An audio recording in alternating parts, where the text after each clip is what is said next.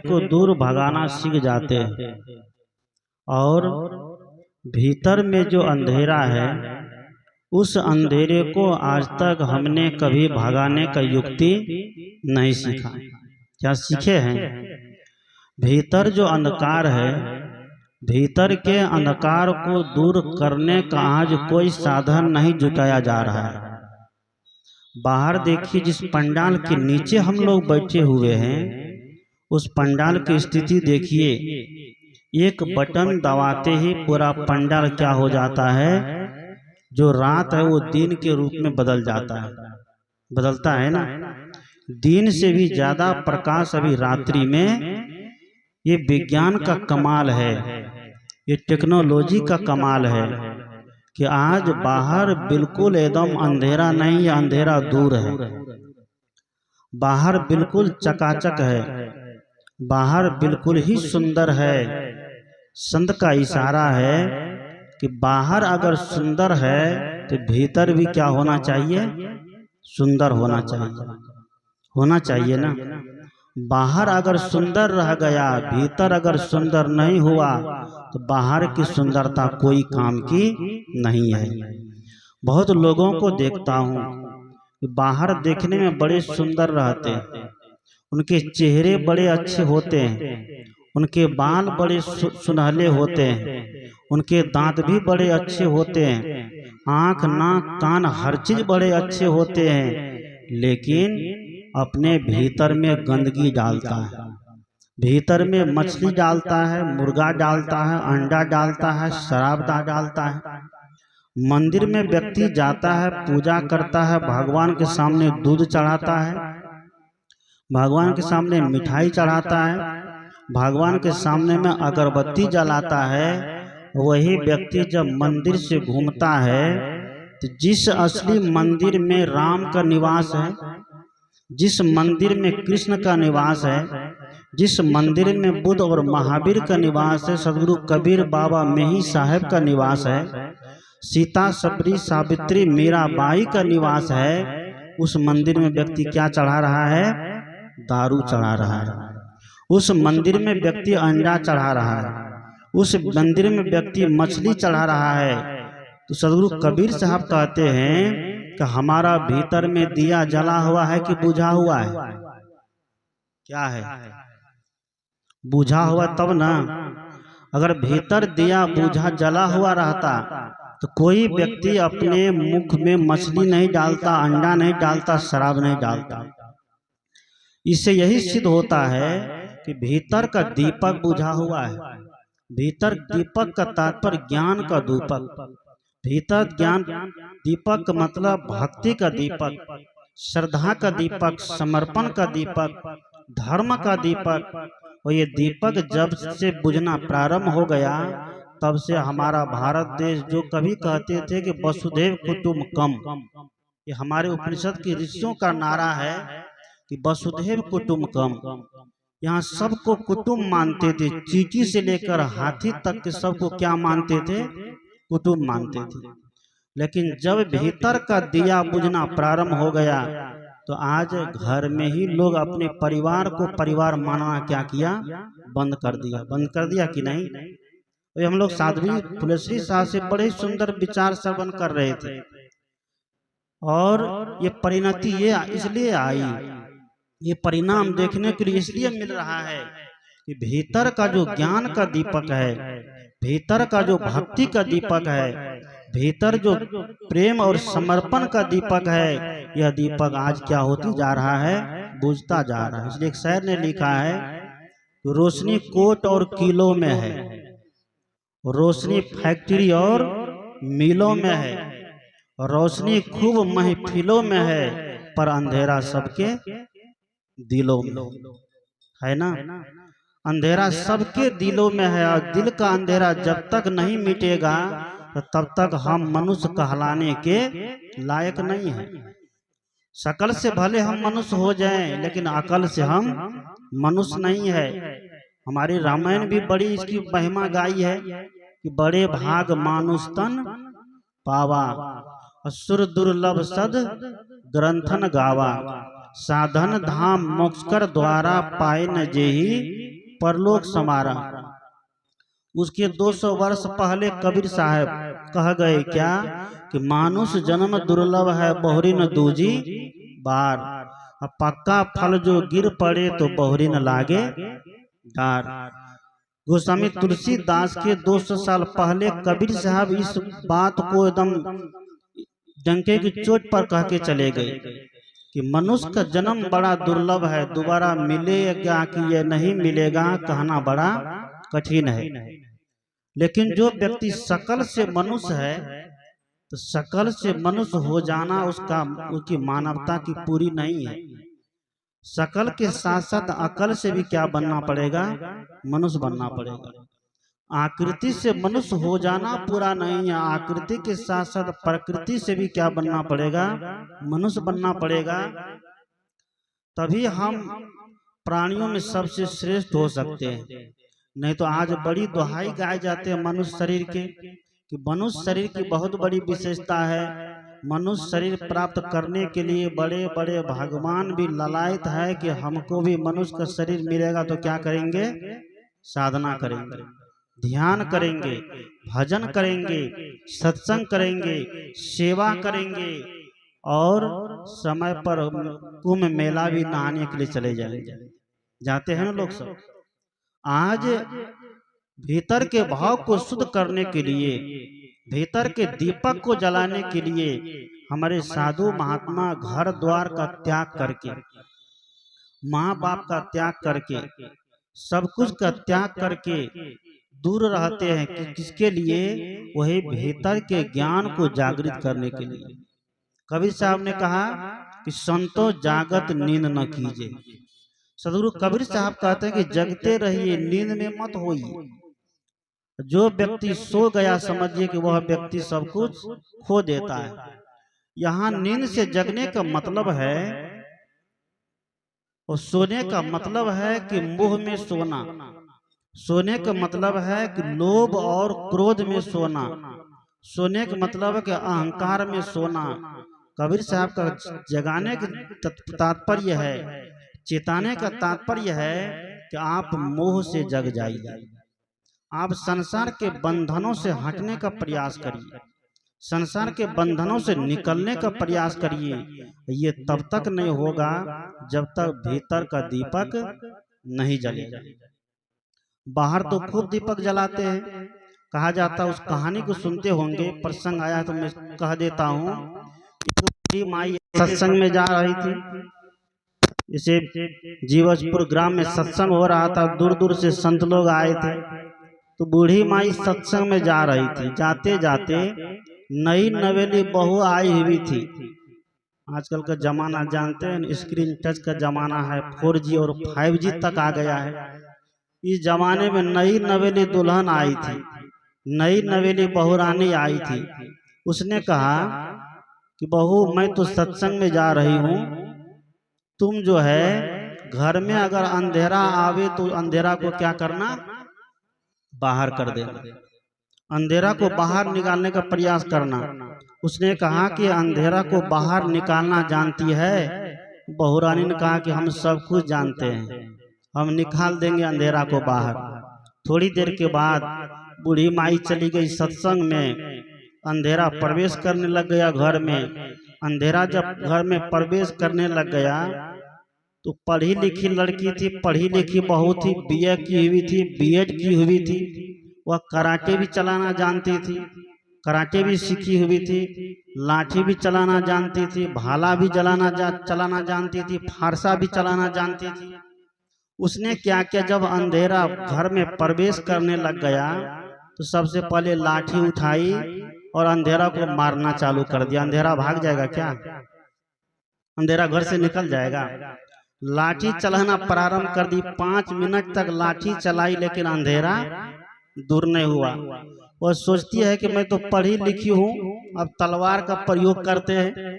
लाठी रख करके तलवार का प्रयोग करती है, तलवार चलाना प्रारंभ करती है। 5 मिनट तलवार भी चलाई, घर का सारे सामान को काट फूट करके, टीवी फ्रिज एसी सब को तोड़ फोड़ के दरवाजा को रख दी, लेकिन अंधेरा घर से बाहर नहीं हुआ।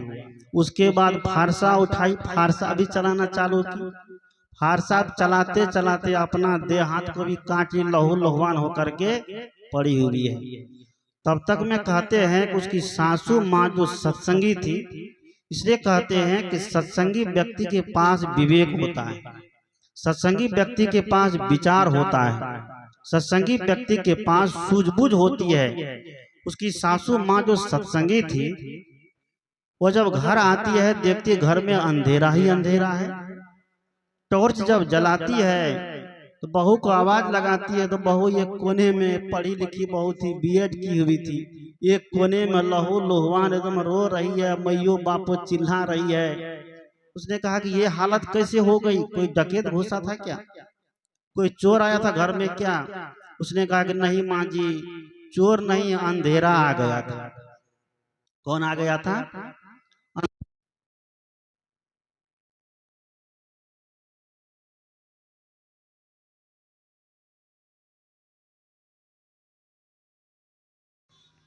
बोलिए सदगुरुदेव की। एक बार दोनों हाथ ऊपर करिए तो बोलिए सदगुरुदेव की। कुछ लोगों के पास लगता हाथ नहीं है, जिनके पास हाथ नहीं होगा वो नहीं उठाएंगे, देखिएगा। और जिनके पास दोनों हाथ उठाइए, बोलिए सदगुरुदेव की। हाँ, अब जगह पर आ गए।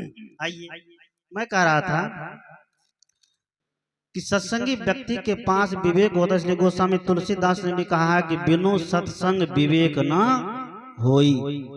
सत्संग के अभाव में आज व्यक्ति भटक रहा है। पढ़े लिखे तो बहुत है, ज्ञानी बहुत है, विद्वान बहुत है, शास्त्रों के ज्ञाता बहुत है, रामायण के चौपाइयां और श्लोक बहुत याद है, गीता के श्लोक बहुत याद है, वेद के श्लोक बहुत याद है, लेकिन विवेक और विचार नहीं होने के कारण आज उसी ग्रंथ में व्यक्ति क्या हो रहा है, भटक रहा है, बह रहा है। बूढ़ी माई जब घर में आई, ये नौबत देखती है, स्थिति देखती है। बहू रानी ने कहा कि माई, घर में अंधेरा घुस गया था, अंधेरा को भगाने के चक्कर में मैंने उनसे लड़ाई की, लड़ाई करते करते मैं अंधेरा से हार गई, अंधेरा घर से बाहर नहीं जा पाया। वो बूढ़ी माई जो अपना सिर ठोकने लग गई कि कैसी बहू आई है, इतनी पढ़ी लिखी होने के बाद भी। इसलिए कहते हैं कि बहुत पढ़ लेने वाले व्यक्ति भी समझदार नहीं हो जाता है, बहुत पढ़ लेने के बाद भी व्यक्ति ज्ञानी नहीं हो जाता। इसलिए कबीर साहब ने कहा कि पोथी पढ़ी पढ़ी कौन चीज है, जग मुआ पंडित भयाना कोई, ढाई आखर प्रेम का पढ़े सो पंडित होए। बहुत शास्त्र रट लेने मात्र से रट्टू तोता बन जाइए, रट्टू सुगा बन जाइए, लेकिन शास्त्रों पर अगर विचार नहीं कर पाए, शास्त्रों पर विचार विवेक नहीं लगा पाए, तो समझिए कि शास्त्र पढ़ने के बाद भी हम क्या गधे के गधे बने रह जाए। उसने कहा कि इतनी पढ़ी लिखी हो करके, बीएड की हो, बीकॉम की हो, और बड़ी बड़ी डिग्री तुम्हारे पास है, साइंस की डिग्री तुम्हारे पास है, तुम साइंस के स्टूडेंट हो, इतना भी दिमाग तुमने नहीं लगा पाया कि अंधेरा को भगाने का तरीका क्या है। उसने कहा कि मुझे नहीं पता है। कहा मैं अभी तरीका बताती हूँ। पुराने जमाने की बात है, अभी का जमाना तो है नहीं कि बटन दबाओ बल्ब जल जाएगा। बूढ़ी माई एक कांच की बोतल लेती है, उसके ढक्कन में छेद कर देती है और सूती के कपड़े का बत्ती बना देती है, मिट्टी तेल दे देती है और माचिस लेकर के उसमें क्या करती है, आग लगा देती है। बस घंटों में मिनटों में जो इतना बड़ा अंधेरा था वो अंधेरा क्या हो गया, दूर हो गया। हुआ ना। तरीका नहीं जानने के कारण, युक्ति नहीं जानने के कारण, बहुत पढ़ाई करने के बाद भी, बहुत लिखाई करने के बाद भी, बहुत शास्त्र बांचने के बाद भी उसके जीवन का अंधेरा क्या हुआ, दूर नहीं हुआ। उसका घर अंधकार से भर गया। सदगुरु कहते ठीक उसी तरह ये एक कहानी है, उदाहरण है, सिद्धांत ये है। आज हम लोग भी यही करते हैं। हम ये सोचते हैं कि बाहर के ज्ञान से, बाहर के शास्त्रों के ज्ञान से, बाहर की जानकारी से हम भीतर के अंधकार को क्या करें, दूर कर देंगे। बाहर की जानकारी से कभी भी भीतर का अंधकार दूर नहीं होने वाला है। भीतर का अंधकार अगर दूर होगा, उसके लिए भीतर का ज्ञान चाहिए, उसके लिए आत्मज्ञान की आवश्यकता है। जिसके लिए कबीर साहब ने कहा कि आत्म ज्ञान बिना नर भटके, कोई मथुरा कोई काशी। जैसे मृगा नाभि कस्तूरी बन बन फिर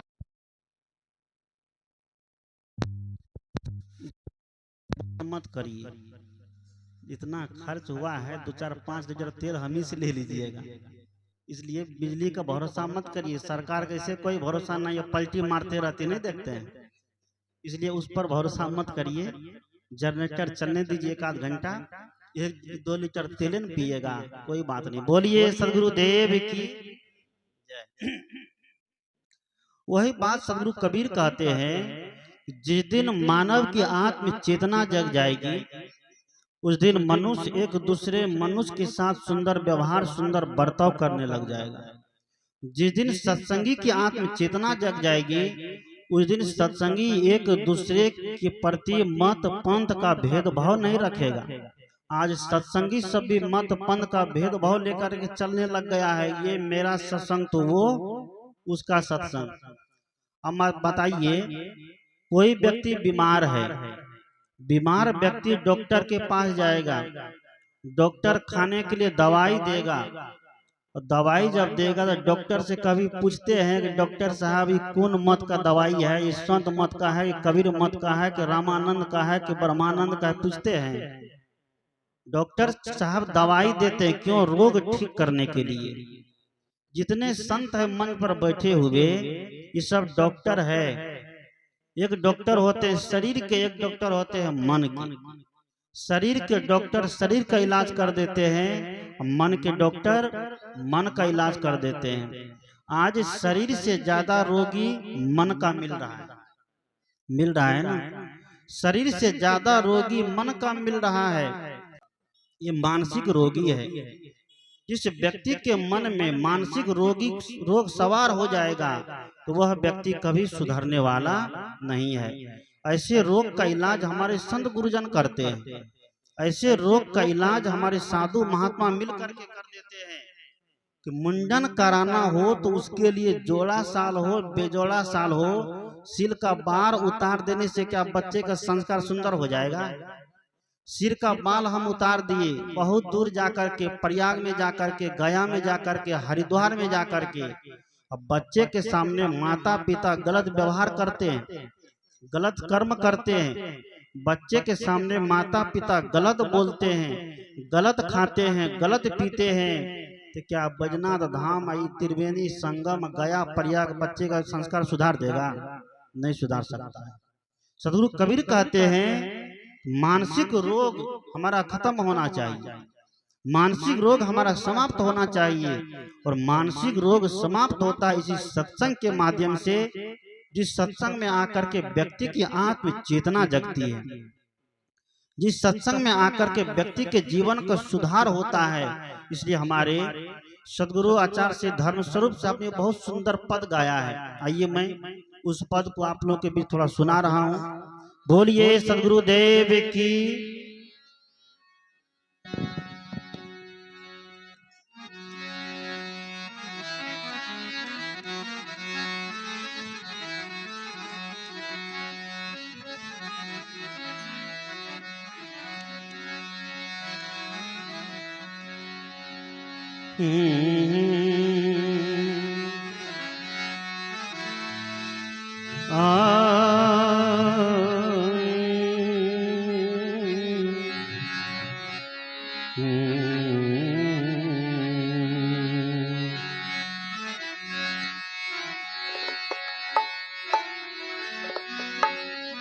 सत्संग की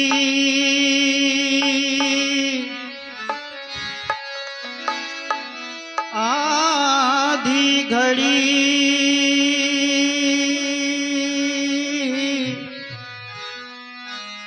सुमिरन घड़ी 50,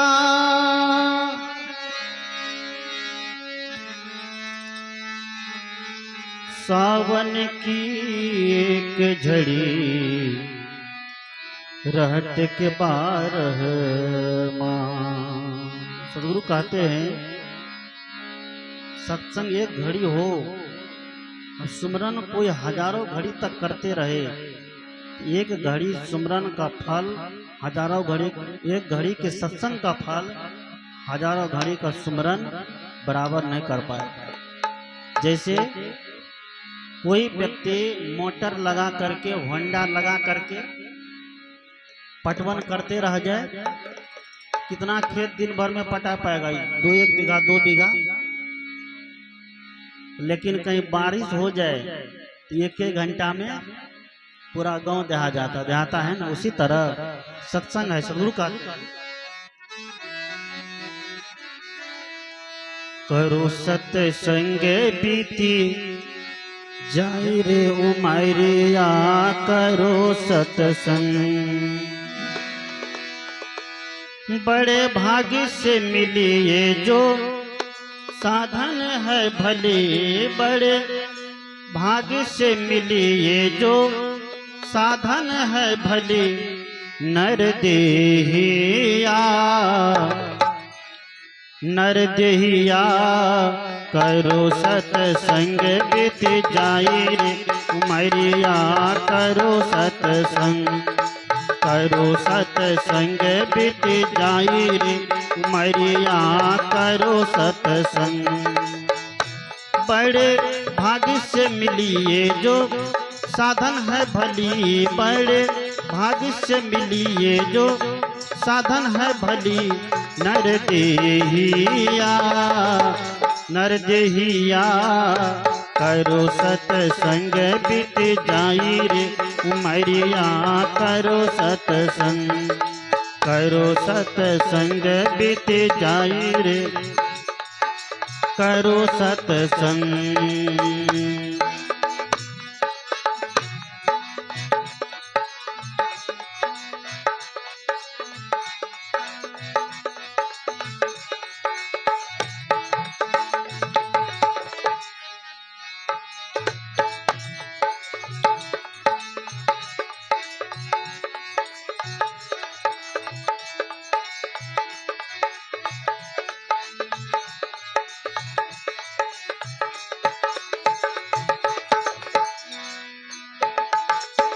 बिनु सत्संग ज्ञान नहीं होवे, संत शास्त्र श्रुति गाई हो।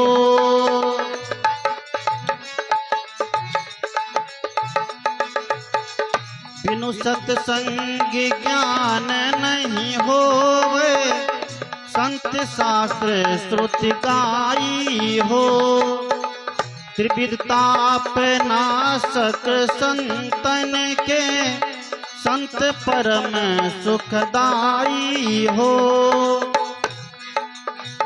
काल जाल के फंद छुड़ा कर, काल जाल के फंद छुड़ा कर, खोले भरम केवाड़िया, करो सत्संग बीत जाई रे उमरिया, करो सत्संग करो सत्संग बीत जाई रे उमरिया, करो सत्संग बड़े भाग्य से मिली ये जो साधन है भली, बड़े भाग्य से मिली ये जो साधन है भली, नर देहिया नर देहिया करो सत्संग बीत जाई रे उमरिया, करो सत्संग।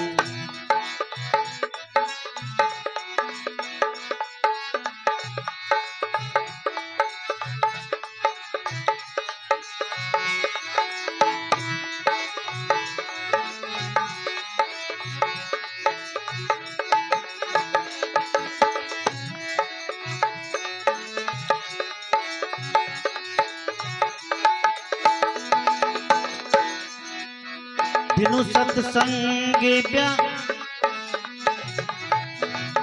सत्संग सम तीरथ नहीं दूजा, पाप ताप सब दूर करे।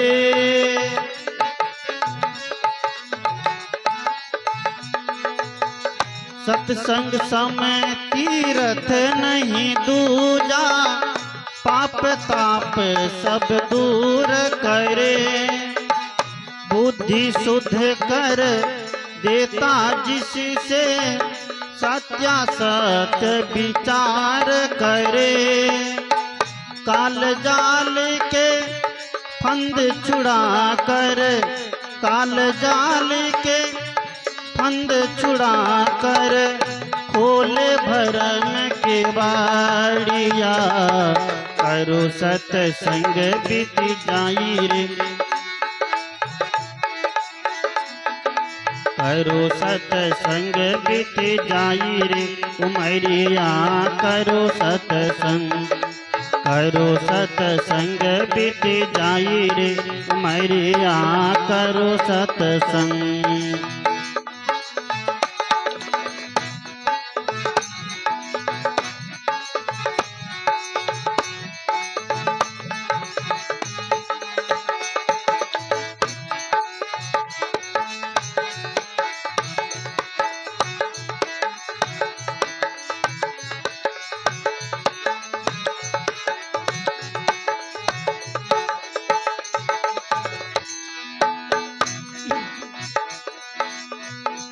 कितने अधम ऊंचे पद पाए, सत्संग के प्रभाव से।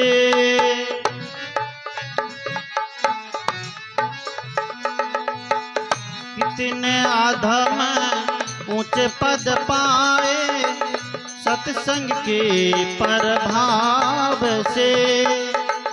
दैवी सद्गुण धारण करके, छूटा असुर स्वभाव से। उंगली माल और रत्ना करेगी, उंगली माल और रत्ना करेगी। किससे छिपी है कहानियाँ, करो सत्संग बीत जाई रे। करो सत्संग, करो सत्संग बीत जाई रे उमरिया। करो सत्संग। बड़े भाग्य से मिली ये जो साधन है भली, बड़े भाग्य से मिली ये जो साधन है भली। नर देहिया, नर देहिया। करो सत्संग बीत जाई रे उमरिया। करो सत्संग।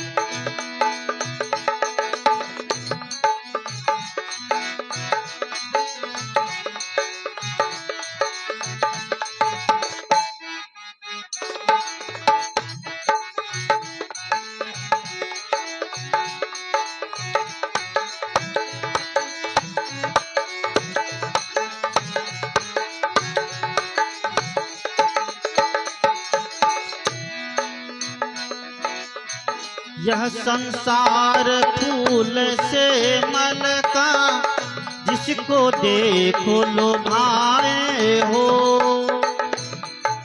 सदगुरु कहते हैं यह संसार फूल सेमल का, जिसको देखो लुभाए हो।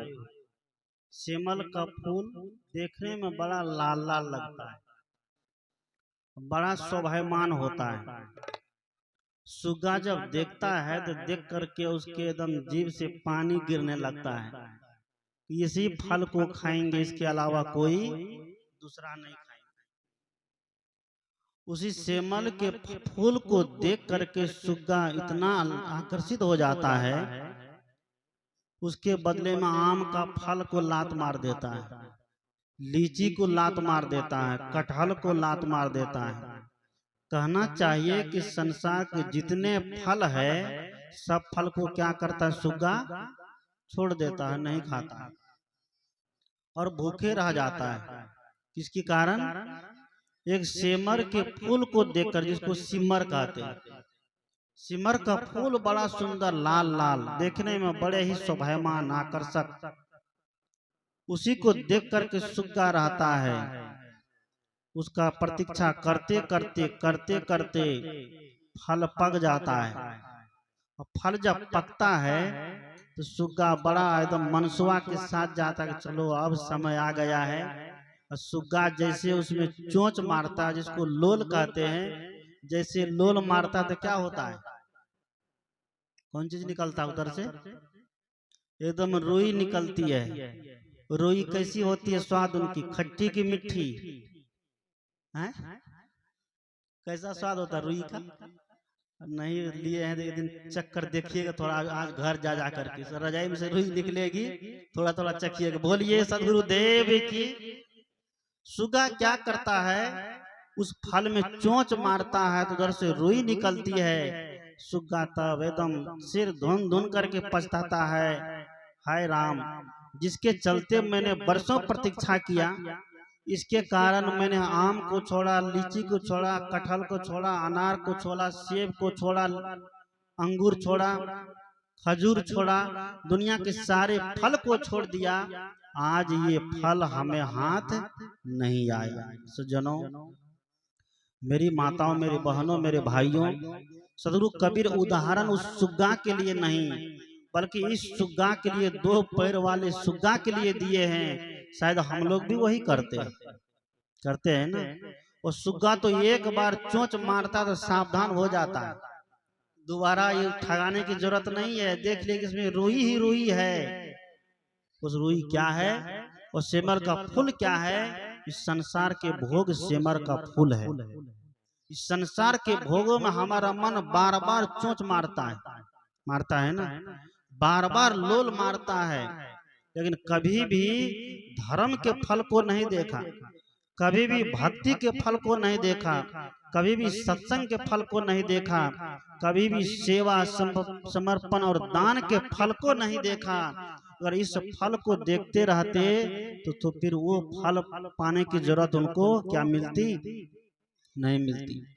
आज हम लोग जीवन भर भटकते हैं इस फल के लिए, और अंतिम में होता क्या है, उसी रुई के तरह निराश हो जाते हैं। बुढ़ापा में होते हैं ना, बुढ़ापा में निराश हो जाते हैं। न बेटा काम देता है, न बेटी काम देती है, न पोता काम देता है, न पोती काम देती है, कोई देते हैं।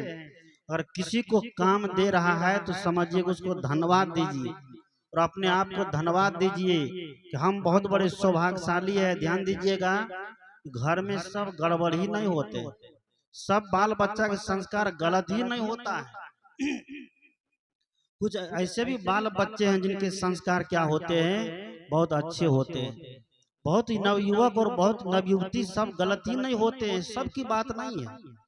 लेकिन कुछ ऐसे भी हैं जो गलत मार्ग पर चले जाते हैं। कबीर साहब कहते हैं, संत कहते हैं, उसको सत्संग क्या करते हैं, सही रास्ते पर ला सकता है। उसको सत्संग में बैठना चाहिए। सत्संग में बैठने का मतलब कि हमारे धर्मलाल बाबू मंच लगा दिए हैं, पंडाल लगा दिए हैं, दूर दूर से संत को बुला लिए हैं, क्या यही सत्संग है? ये तो एक नियम है, एक विधि है, करना चाहिए और सबको कराना चाहिए।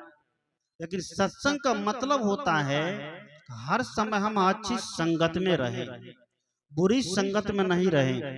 हम घर में रहें तो अच्छी संगत में रहें, भोजन बनाते हैं तो अच्छी संगत में रह के भोजन बनाएंगे तो भोजन कभी गलत बनेगा? नहीं बनेगा। भोजन खाते हैं और अच्छी संगत करने वाले लोगों के संग में खाएंगे तो कभी मांस मछली अंडा शराब जाएगा? नहीं जाएगा। लेकिन आज संग बिल्कुल बदल गया है ना। आज संगत में, सत्संग में बैठना बहुत कम मन लगता है, और कुसंग में बैठना ज्यादा मन लगता है। कुसंगी के संग में कौन पड़ गया था? पांचों पांडव पड़ गया था, पड़ा था ना। पांचों पांडव धर्म प्रधान होते हुए, धर्म के रास्ते पर चलते हुए, लेकिन वह कुसंग के प्रभाव में आ गया तो क्या हुआ जानते हैं? 12 वर्ष का वनवास और 1 वर्ष का अज्ञातवास झेलना पड़ गया। और केकई भी कुसंग में पड़ गई थी, मंथरा के चपेट में आ गई थी, तो राम को भी कहाँ जाना पड़ गया? श्री राम को भी वनवास का दुख झेलना पड़ गया। जो लोग कहते हैं कि राम जी लीला कर रहे थे, किसी व्यक्ति को जीवन में दुख मिल रहा है तो क्या कहते हैं? लीला करते हैं। दुख से उबरने का काम करते हैं कि नहीं करते हैं? वो यही चाहते हैं कि हम दुख से कब बाहर हो जाए। कोई व्यक्ति दुखी होना नहीं चाहते, कोई व्यक्ति दुख नहीं चाहते। इसी तरह सदगुरु कहते हैं कि कुसंग में पड़ेंगे तो उसी तरह पांचों पांडव और राम की तरह वनवास में जीवन बिताना पड़ेगा, दुख में जीवन बिताना पड़ेगा। अगर सुसंग में बैठेंगे, अच्छी संगत में बैठेंगे तो सदगुरु कबीर जैसे, बाबा मेही जैसे, बुद्ध और महावीर जैसे, सीता और सावित्री जैसे, सबरी और मीराबाई जैसे जीवन क्या हो जाएगा, दिव्य हो जाएगा, जीवन पूजनीय हो जाएगा। आज हो गए कि नहीं? जितने व्यक्ति का जीवन सुसंग में लगा रहा, आज वो व्यक्ति सब क्या हो गए हैं, पूजनीय हो गए, उसके जीवन के सारे दुख समाप्त हो गए। इसलिए सदगुरु कहते हैं हम जीवन भर संसार के सुख के पीछे भागते हैं, क्योंकि लोभ है तो थोड़ा रूप से सुख मिल जाए, थोड़ा रस में सुख मिल जाए, थोड़ा श्रवण में सुख मिल जाए, थोड़ा पुतहुआ से सुख मिल जाए, थोड़े बेटा से सुख मिल जाए। लोभ है ना। और लोभ जब तक मन में पाले रहेंगे, जीवन में दुख ही दुख मिलने वाला है, कभी सुख नहीं मिलेगा। आप लोग सुनते होंगे कि बंदर पकड़ने वाला आता है, उसको क्या बोलते हैं? जो बंदर पकड़ता है मदारी, मदारी बोलते हैं। बंदर पकड़ने वाले जब बंदर पकड़ना होता है उनको, एक मिट्टी का सुराही लेता है, मिट्टी का सुराही। उस सुराही के गले पर छेद छोटी होती है, उसको जब पकड़ना होता है तो जंगल के पास ले जाकर के उसको गाड़ देता आधा, और उसमें बंदर को देखा करके चना डाल देता है। बंदर चना खाने के बड़े शौकीन होते हैं। बंदर देखता है कि सुराही में चना डाल दिया है, मदारी जो है घड़ा को बांध करके गाड़ करके बगल हो जाता है। बंदर उधर से आता है, हाथ डालता है और मुट्ठी भर चना भर लेता है। बंदर सोचता है कि चलो अब तो हम बड़े एकदम माले माल हो गए, यही चना से हमारा दिन कट जाएगा। सुराही में हाथ डाल करके जैसे चना में, मुट्ठी में चना भरता है और मुट्ठी बांधता है और निकालना चाहता है तो मुट्ठी निकलेगी? निकलते ही हो नहीं निकलती है, मुट्ठी जो फंस जाती है सुराही में। बंदर को लोभ है कौन चीज का? एक मुट्ठी चने का। एक मुट्ठी चने के लोभ में बंदर पकड़ा जाता है और बंदर के गले में जंजीर लगा लेता है। जंजीर लगा के क्या करता है मदारी? पूजा करता है, अगरबत्ती दिखाता है, मिठाई खिलाता है। तो केला नहीं, क्या करता है? उसको पूरे मोहल्ले में घुमा घुमा करके, भूखे रख के, प्यासे रख के उनसे पैसा कमाता है। अब बदले में बंदर भूखा एकदम टाइम टाइम फिर एक मुट्ठी चना के कारण, अगर एक मुट्ठी चना का लोभ बंदर छोड़ देता, आज बंदर की वो दुर्गति नहीं होती, बंदर आजाद रहता, बंदर स्वतंत्र रहता। सदगुरु कबीर कहते ठीक उसी तरह हमारे जीवन की दशा है, हम लोग भी कहीं न कहीं लोभ में अटक जाते हैं, लोभ में फंस जाते हैं। चाहे किसी भी तरह का लोभ हो, चाहे पद का लोभ हो, चाहे प्रतिष्ठा का लोभ हो, चाहे मान सम्मान का लोभ हो, चाहे पूजापा का लोभ हो, चाहे जगह जमीन का लोभ हो, चाहे जिस किसी भी तरह का लोभ हो, अगर इस लोभ में अगर हम फंस जाएंगे तो हमें भी जीवन भर इस संसार में क्या करना पड़ेगा? नाचना पड़ेगा कि नहीं नाचना पड़ेगा? तो नाच रहे हैं कि नहीं? सब नाच रहे हैं ना। जीवन भर नाचते रहना पड़ेगा। सदगुरु कहते हैं अगर नाचना नहीं हो तो कहाँ जाना है? कुसंग को छोड़ करके सुसंग में जाना, सत्संग में बैठना। कबीर साहब ने कहा कि संगति से सुख उपजे, कुसंगति से दुख होए। कहीं कबीर तहाँ जाइए जहाँ अपनी संगति होए। सदगुरु कहते हैं कि संगति से जीवन में सुख उपजता है। अगर हम सुसंगी व्यक्ति के संग करेंगे तो जीवन में सुख ही सुख आएगा, जीवन में परमानंद ही परमानंद आएगा। थोड़ा विचार करिए, किसी व्यक्ति को नींद नहीं आती तो उसकी दशा कैसी होगी? किसी को नींद नहीं आती हो तो उसकी दशा कैसी होगी? पागलों की तरह हो जाएगी ना। और किसी व्यक्ति को नींद खूब आती हो, कहाँ बहुत लोग सत्संग में बैठते हैं तो नींद आने लगती है। क्यों? कि सत्संग जो है सुख की जगह है। जिस व्यक्ति के जीवन में टेंशन रहेगा तो उसको कभी नींद नहीं आएगी, लेकिन जिसके जीवन में मन में कोई टेंशन नहीं है, वो एकदम आराम से पैर पसार के सोता है। उसके लिए कहता है घोड़ा बेच के सोना, यानी कि फ्री होकर सोना, आराम से सोना।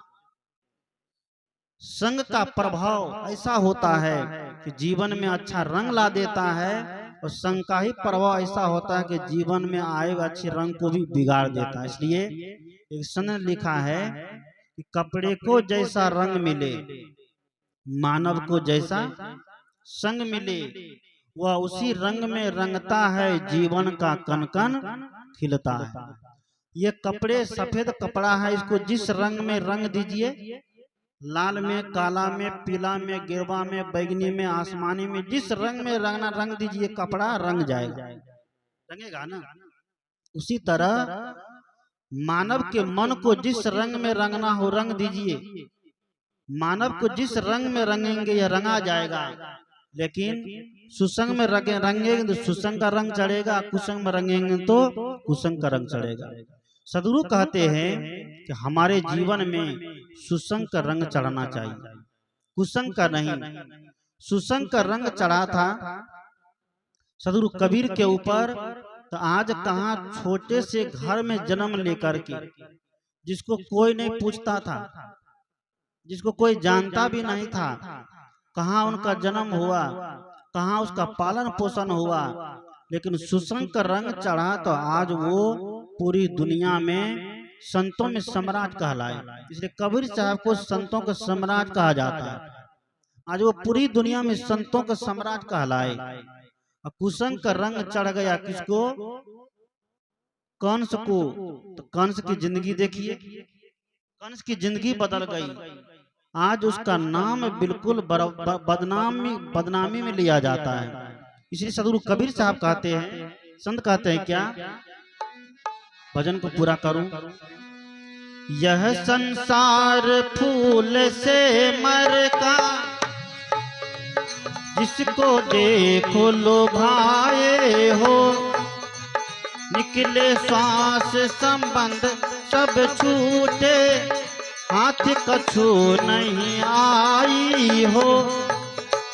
यह संसार फूल से मरका, जिसको देखो लोभाए हो, निकले श्वास संबंध सब छूटे, हाथ कछु नहीं आई हो। जो चाहो सुख शांति तो आओ, जो चाहो सुख शांति तो आओ, सतगुरु संत डगरिया, करो सतसंग बीत जाई रे मैरिया, करो सतसंग, करो सतसंग बीत जाई रे मैरिया, करो सतसंग। बड़े भाग्य से मिली ये जो साधन है भली, बड़े भाग्य से मिली ये जो साधन है भली, नर देहिया, नर देहिया, करो सतसंग बीती जाई रे, करो सतसंग बीती जाई रे उमरिया, करो सतसंग, करो सतसंग बीती जाई रे उमरिया, करो सतसंग।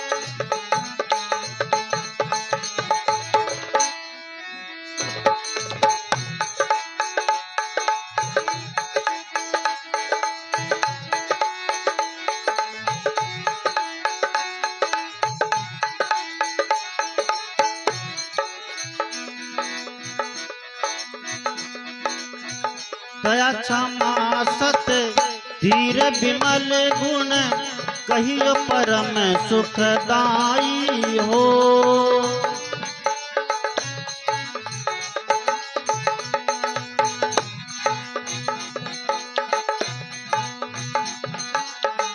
दया क्षमा सत्य धीर विमल गुण कहियो परम सुखदाई हो।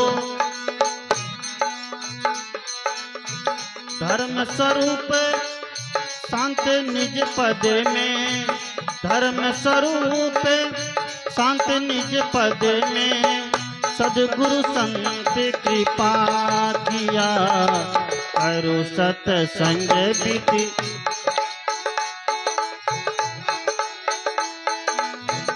चोरी हिंसा नशा झूठ व्यभिचार तजो दुखदाई हो।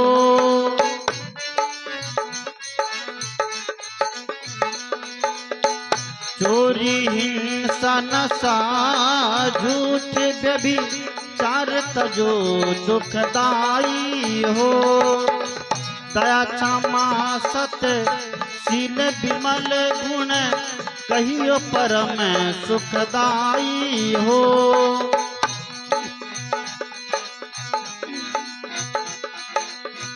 धर्म स्वरूप शांति निज पद में, धर्म स्वरूप शांति निज पद में, सद्गुरु संत कृपा किया करो सत्संग बीती जाई रे। करो सत्संग बीती जाई रे उमरिया करो सत्संग। बड़े भाग्य से मिली ये जो साधन है भली, बड़े भाग्य से मिली ये जो साधन है भली।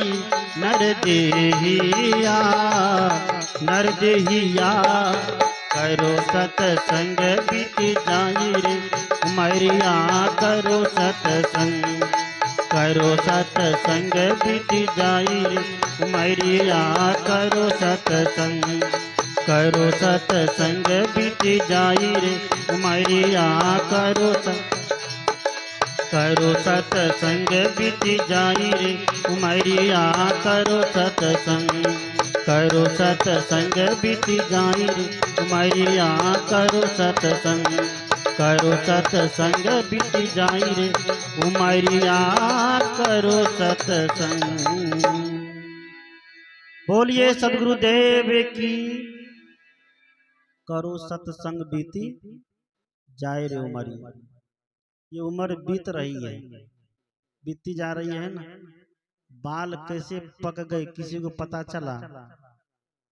एक दिन बचपना थी, गुड़कनिया देकर चलते थे और कैसे चलने लग गए यह भी किसी को पता नहीं चला। गुड़कनिया देते देते चलते चलते जगह जगह चलते दौड़ने लग गए यह भी पता चला आज तक नहीं चला। समय बीतते जा रहा, लेकिन लोग क्या कहते हैं कि अभी भजन करने का, ध्यान करने का, सत्संग करने का, सेवा करने का उम्र नहीं हुई।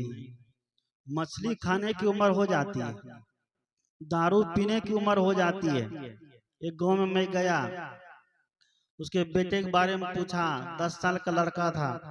उसने कहा कि रात से ही भागा हुआ है। क्यों? कि सेनफिक्स पी लिया है। क्या पी लिया है? अब 10 साल का लड़का सेनफिक्स पीता है, दारू पीता है, गांजा पीता है।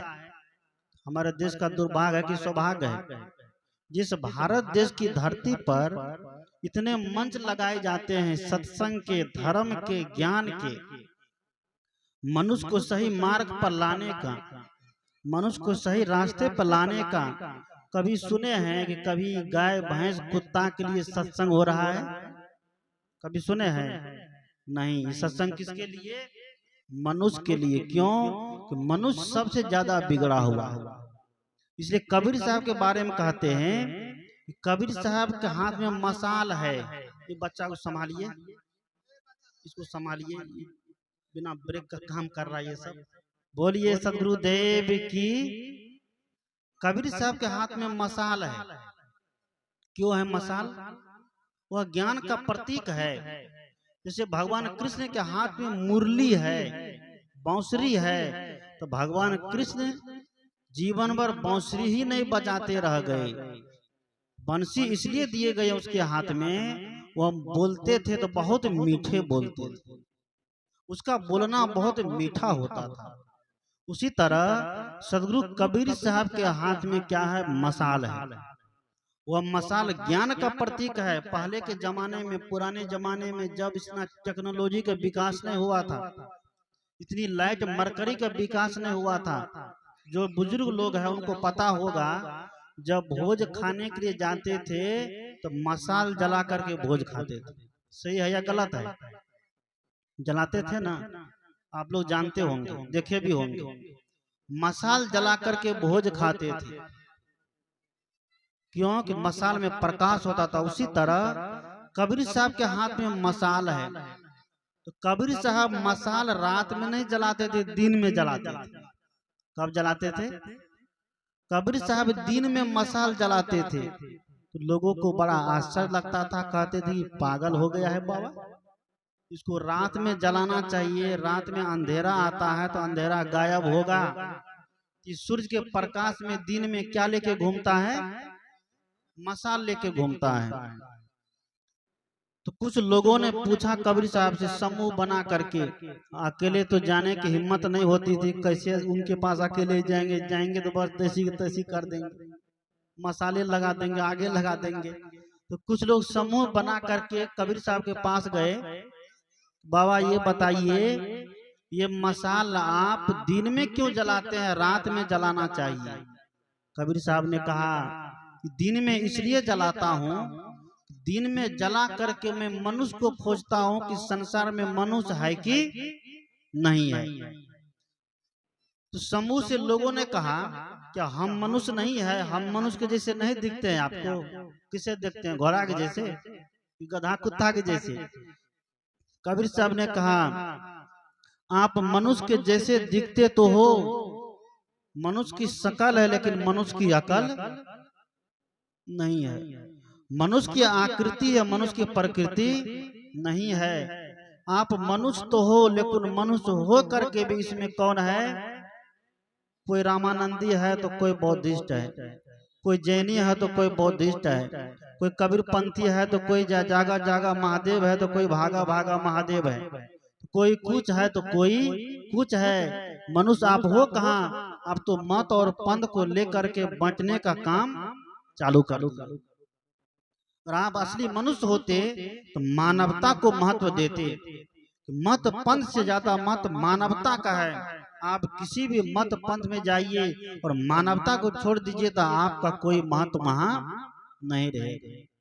इसलिए सदगुरु कबीर मानवता की बात किए हैं, मनुष्य की चर्चा किए हैं कि मानव दुनिया में सही रास्ते पर आ गया, मनुष्य सही मार्ग पर आ गया, तो दुनिया का सारा प्राणी एकदम अमन चैन की जिंदगी जिएगा। आज मनुष्य के नाते सब परेशान है ना? मनुष्य के नाते सब परेशान है। इसलिए अब सरकार भी कानून निकाल दिए कि मनुष्य की संख्या कम होना चाहिए कि ज्यादा होना चाहिए? क्या होना चाहिए?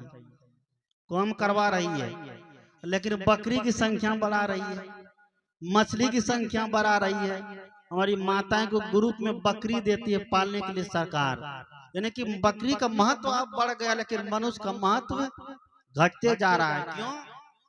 मनुष्य अपने गुण को नहीं समझा। कबीर साहब ने कहा कि अपने गुण को अवगुण कहूँ, यह अभाग जो तुम न विचारहु। सदगुरु कबीर कहते हैं कि इतना सुंदर गुण होने के बाद भी मनुष्य अपने गुण का निखार नहीं कर पाया, अपने गुण को दिखा नहीं पाया। किसी के पास गुण हो, वो अपने गुण को बचा के रखे तो उसको गुणवान नहीं कहा जाएगा। कहा जाएगा, मान लीजिए आपके दरवाजे पर कोई गाय है, गाय दुधारू बहुत है, लेकिन उसमें एक दोष है, क्या? वो लथार मारती है।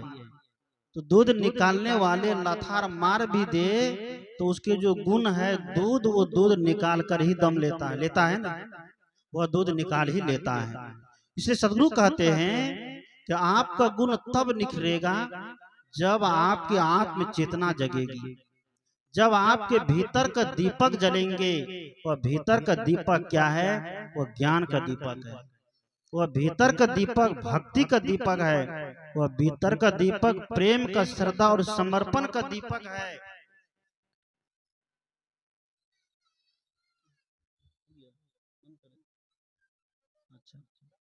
इस दीपक को जलाने के लिए इसी सत्संग की आवश्यकता है। इसी संत गुरु से जुड़ करके हम इस दीपक को जला सकते हैं। जब तक संत गुरु से नहीं जुड़ेंगे तो हमारा दीपक जलने वाला नहीं है। तो मैंने कहा भीतर बहुत प्रकाश है, भीतर चकाचक है, सॉरी बाहर बहुत प्रकाश है, बाहर चकाचक है, लेकिन भीतर क्या है? अंधकार है। वो अंधकार कौन सा है? अज्ञान का। वह अंधकार है अहंकार का, घमंड का। ये अंधकार जब तक जीवन में रहेगा तो जीवन हमारा सुखी संपन्न नहीं हो सकता है। इसलिए हम समस्त सत्संग प्रेमी को चाहिए कि हम अपने भीतर के दीपक को जलाएं, जिससे हमारे जीवन में सुख समृद्धि की प्राप्ति होगी। आइए, इशारा हो चुका है, मैं एक भजन अंत में रख करके बातों को विराम दूंगा। बोलिए सद्गुरु देव की।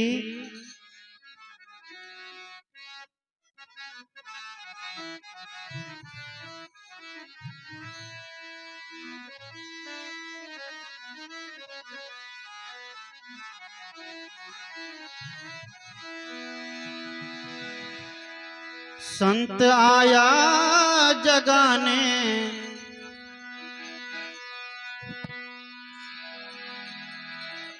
संत आया जगाने, तू जाग रे। तेरी चूनर में, तेरी चूनर में, तेरी चूनर में लागे ना दाग रे। तेरी चूनर में लागे ना दाग रे।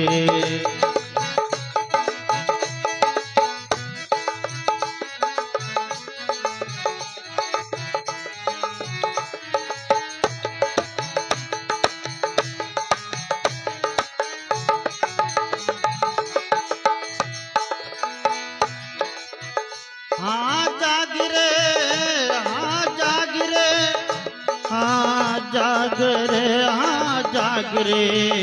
तेरी चूनर में, तेरी चूनर में, तेरी चूनर में लागे ना दाग रे। तेरी चूनर में लागे ना दाग रे।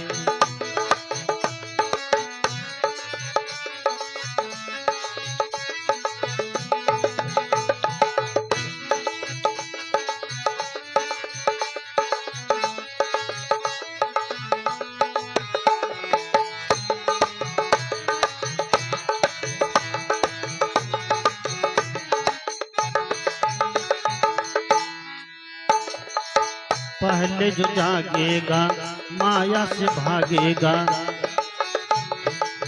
पहले जो जागेगा माया से भागेगा, पाएगा वही कुछ यहाँ।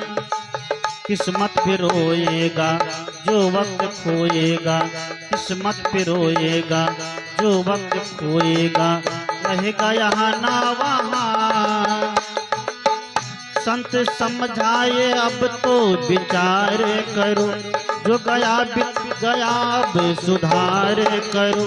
संत समझाए अब तो विचार करो, जो गया बीत गया अब सुधार करो। जितनी जल्दी, जितनी जल्दी, जितनी जल्दी, जल्दी जल्दी, जितनी जल्दी, जितनी जल्दी हो, जितनी जल्दी हो माया से भाग रे। तेरी चूनर में, तेरी चूनर में लागे ना दाग रे। तेरी चूनर में लागे ना दाग रे। हाँ दाग रे, हाँ दाग रे, हाँ दाग रे, हाँ दाग रे। तेरी चूनर में, तेरी चूनर में लागे ना दाग रे। तेरी चुनर में लागे न दाग रे।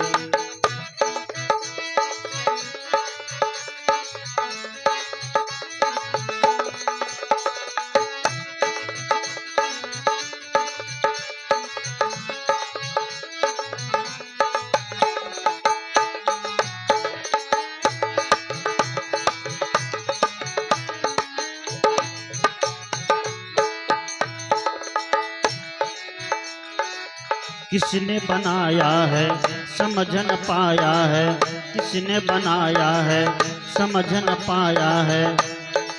सुंदर दिखे ये जहां, आशा निराशा सब करके तमाशा सब, आशा निराशा सब करके तमाशा सब, फिर चले जाते हैं कहाँ।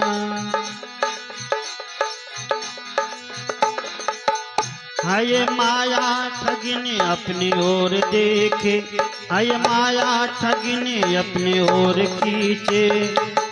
कहीं बैठा है ऊपर तो कहीं नीचे, हाय माया ठगने अपनी ओर खींचे।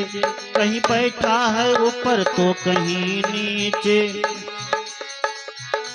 हर तरफ हर तरफ हर तरफ हर तरफ हर तरफ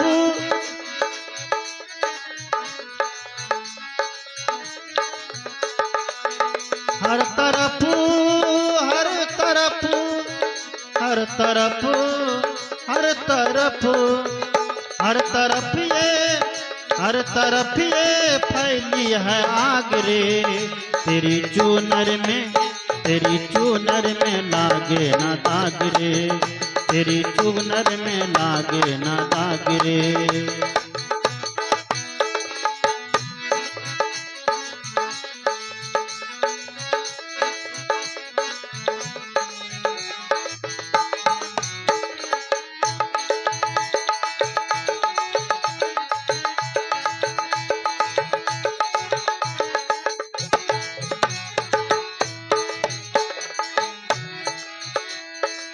कुछ तो यतन कर लो उनको वरण कर लो, कुछ तो यतन कर लो उनको वरण कर लो। निर्धन है निर्बल है जो, मान अपमान का जो ताज धर दो, मान अपमान का जो ताज धर दो। यह जो जीवन है अपने प्रभु के नाम कर दो, यह जो जीवन है अपने प्रभु का नाम कर दो। तू किसी का तू किसी का तू किसी का किसी का किसी का तू किसी का तू किसी का तू किसी का किसी का किसी का तू किसी का तू किसी का तू किसी का उजाड़ो न बाग रे। तेरी चुनर में लागे न दाग रे, तेरी चुनर में लागे न दाग रे। तेरी चुनर में तेरी चुनर में तेरी चुनर में तेरी चुनर में तेरी चुनर में तेरी चुनर में तेरी चुनर में लागे न दाग रे। तेरी चुनर में लागे न दाग रे, तेरी चुनर में लागे न दाग, तेरी चुनर में लागे न दाग रे। तेरी चुनर में लागे न दाग रे, तेरी चुनर में लागे न दाग रे। तेरी चुनर में लागे न दाग रे, तेरी चुनर में लागे न दाग रे। तेरी चुनर में लागे न दाग रे, तेरी चुनर में लागे न दाग रे। तेरी चुनर में लागे न दाग रे, तेरी चुनर में तेरी चुनर में तेरी चुनर में लागे न दाग। बोलिए सद्गुरु देव की। इसलिए हम सभी लोग अपने भीतर के अंधकार को दूर करें, उसके लिए हमें सद्गुरु युक्ति दिया है कि बैठ नीत एकांत में निरखे प्रवृत्ति विलास को, दृष्टा में चेतन भिन्न ऐसा यत्न करना चाहिए। हम सभी लोग थोड़ी देर एकांत में बैठ करके अपने इष्ट गुरु का ध्यान सुमरन करें, तो धीरे धीरे हमारा भीतर का अज्ञान क्या होगा, दूर होने लग जाएगा। बस इतना ही कहकर मैं अपनी वाणी को यहीं पर विराम देता हूँ। बोलिए सदगुरु देव की।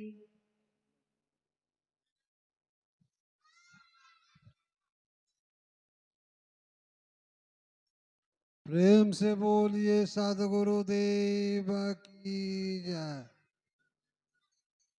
अखंड हमरा सबके बीच सदगुरु आदर्श स्वरूप साहब जे जलालगढ़ भटेली से एलखिन है, हमरा सबके बीच में अमृत के वर्षा जिनका जिनका भेले अमृत लेबा के लेबे करलखिन है। अब